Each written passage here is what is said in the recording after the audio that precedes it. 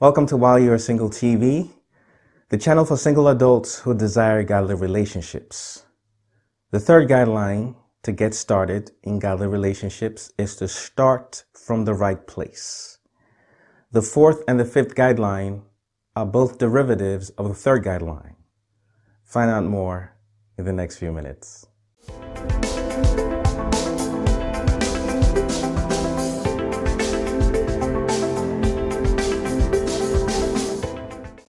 The third guideline to start in godly relationships is to start from the right place, and that right place is starting with God. Having said that, the fourth guideline is to listen to God, not to man, but to God.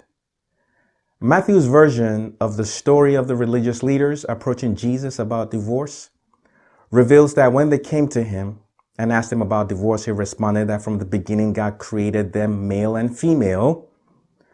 And for that reason, a man will leave his parents to cleave with his wife.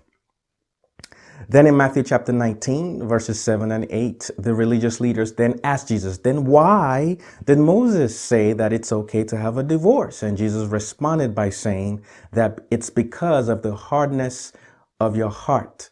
But from the beginning, it was not so. The religious leaders had one thing correct. Even though they came to entrap Jesus with their question, they did one thing right. And what they did right was they came to Jesus.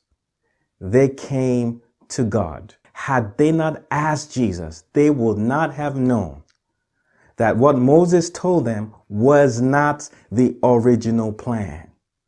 Nevertheless, these guys were arguing with Jesus about what Moses said. Who in the world is Moses compared to Jesus? The fourth guideline is listen to Jesus. Listen to God, not to man. Unfortunately, a lot of us get into relationship doo-doo because we're listening to an expert, an individual, a man or a woman, instead of listening or finding out God's original guideline way from the beginning about how to make relationships successful. Moses, of course, was revered. Moses was perhaps the greatest prophet in the Old Testament.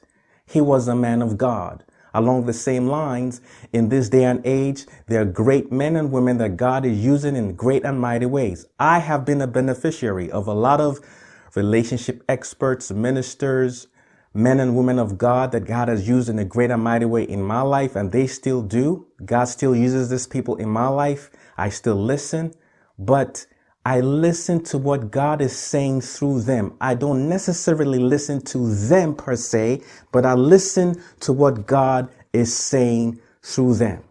Sometimes we get caught up in the man or woman that God uses instead of getting caught up in the God that uses the man or woman.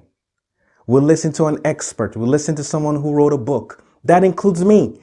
Don't pay attention to what somebody says when it contradicts what God is saying to you.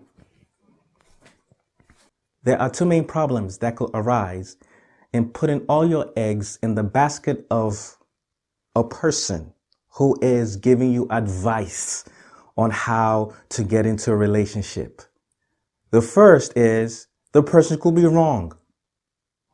And when the person is completely wrong about what they're telling you about how to get into a relationship, what was meant to be advice for a relationship turns out to just add vice to the relationship.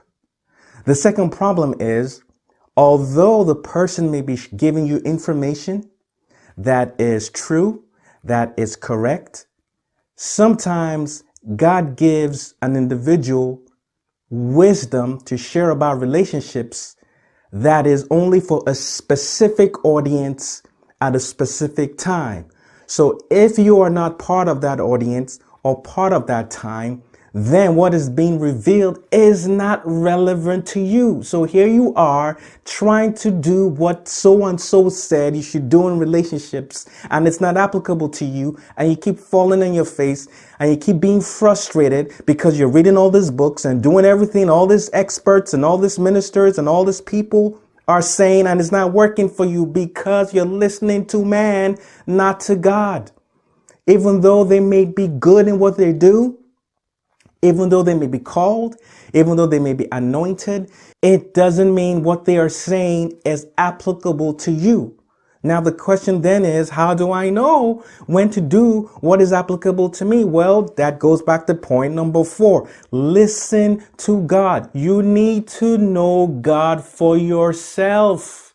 And the primary way you get to know God for yourself is to study the word for yourself. Study the scriptures, because the scriptures are designed to script your life. There's a story in Matthew 17, verses 1 to 5. Jesus took the disciples, James, Peter, and John, to a high mountain. While they were there, Jesus got transfigured in their presence. His face shone like the sun, and his garments were sparkling white. And all of a sudden, Moses and Elijah appeared and began to speak to Jesus.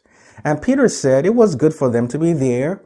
Why don't they build 3 tabernacles? Some translations say 3 shelters or sacred tents. One for Moses, one for Elijah, and one for Jesus. Isn't it interesting that in a sense, Peter is putting Jesus on the same level as Moses and Elijah, and all of a sudden a cloud overshadowed them and God spoke. And he said, "This is my beloved son, in whom I am well pleased. Listen to him." When God showed up and spoke about Jesus, we no longer see Moses, we no longer see Elijah, we only see Jesus. And basically, God is saying, listen to Jesus. Even though God is using people to speak to you, you need to focus on what Jesus is saying through them. Follow them as they follow Christ. That includes me. I've been sharing a lot of videos, a lot of information, a lot of insights. Don't listen to what I say. If it doesn't line up with what God says to you, don't take my word for it. Take God's word for it. Don't take their word for it. Take God's word for it. Take the word, Jesus, for it. Listen to Jesus.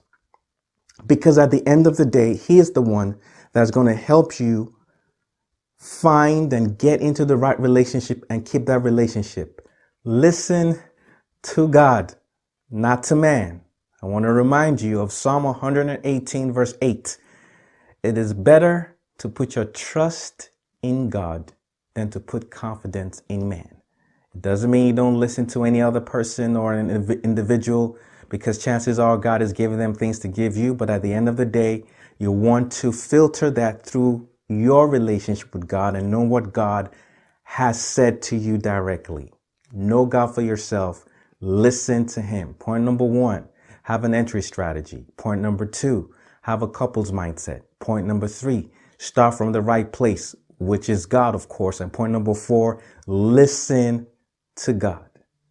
We'll continue with point number 5 next week.